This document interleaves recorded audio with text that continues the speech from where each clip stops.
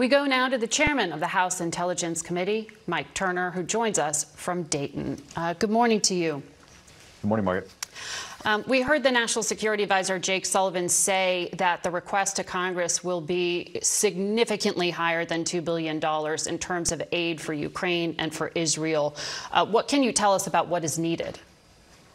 Well, I met with him and members of the National Security Council with my counterpart, Jim Himes, at the end of last week.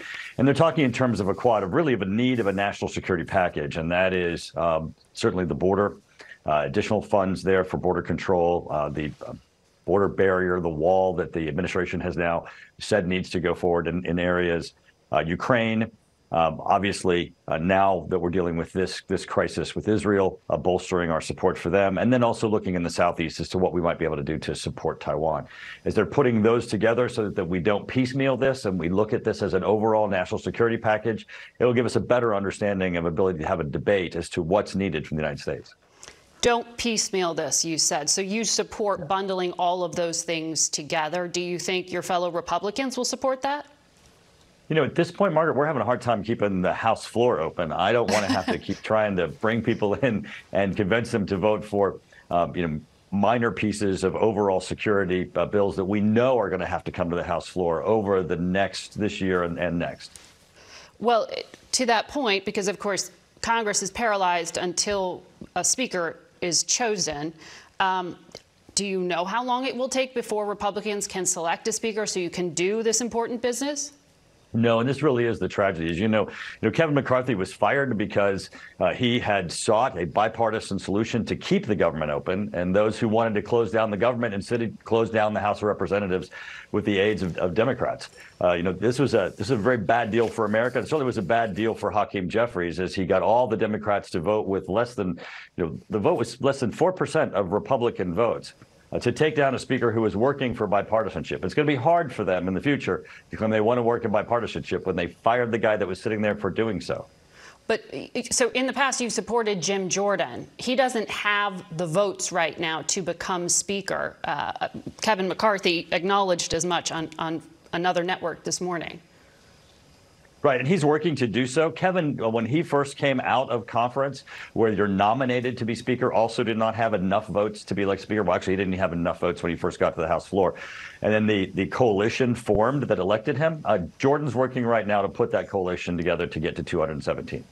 So do the allegations that he turned a blind eye to sexual assault at Ohio University cause any problems for you, or the allegations that he had knowledge of Donald Trump's attempts on January 6th and leading up to it to stop the election certification?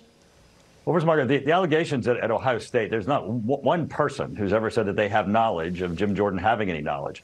And what occurred at Ohio State wasn't even under Jim Jordan. He was not the head coach. This was not something that he had responsibility for. So those that are making accusations are making, just presumptions of, well, he would have had to have known. But there's no one, I mean, mind you, this was years ago, no one who has come forward at all ever said that there was actual knowledge on Jim Jordan's part. And of course, he condemns what occurred there. With respect to Donald Trump, that's a mess that's going to continue going on the issue of January 6th. And Americans are going to be able to have that debate as we go forward in this next election cycle. So no pause on your part for Jim Jordan. Do you think that there is an alternate here where Republicans work with Democrats to find a mutually acceptable speaker? Well, that would not be my preference, since Hakeem Jeffries walked away from the opportunity to do that when Kevin McCarthy was on the floor. The vote on the floor was, should the speaker, Kevin McCarthy, be removed? And every Democrat, 208 of them, voted to remove Kevin McCarthy. So at this point, I would prefer there to be a Republican solution, because when they rejected bipartisanship, it's kind of hard to then go back to it. Mm-hmm. But we have a lot of people on the bench. I think Jim Jordan will be an excellent speaker. I think he'll be able to get to 217. If not, we have other leaders in the House. And certainly, if there is a need, if the radical, almost just handful of people in the Republican side make us unable to be able to return to general work on the House, then I think obviously a deal will have to be done. Wow. I want to also ask you about a comment you made on this program recently. You were talking about classified documents mishandled by the current president. And you said that when it came to Biden and Trump, they're both equally egregious with equal classification issues. This past week, President Biden was interviewed by special counsel Robert Hur. Will there be legal consequences? Will your committee do anything to act on this? I mean, and what exactly do you mean equally egregious?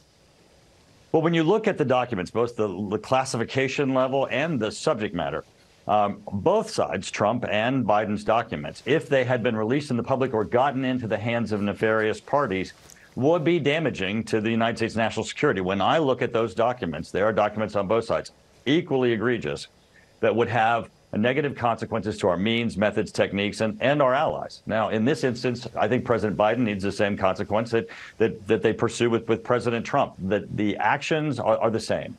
And in this instance, if you notice, you're getting leak after leak after leak on the Trump documents. You're hearing nothing on the Biden documents. So you're continuing to see the inequality that comes out of the Justice Department as there's silence on the other side with respect to Biden's. And by the way, he was a serial classified document hoarder. I reviewed documents that were from all the time that he's been in government.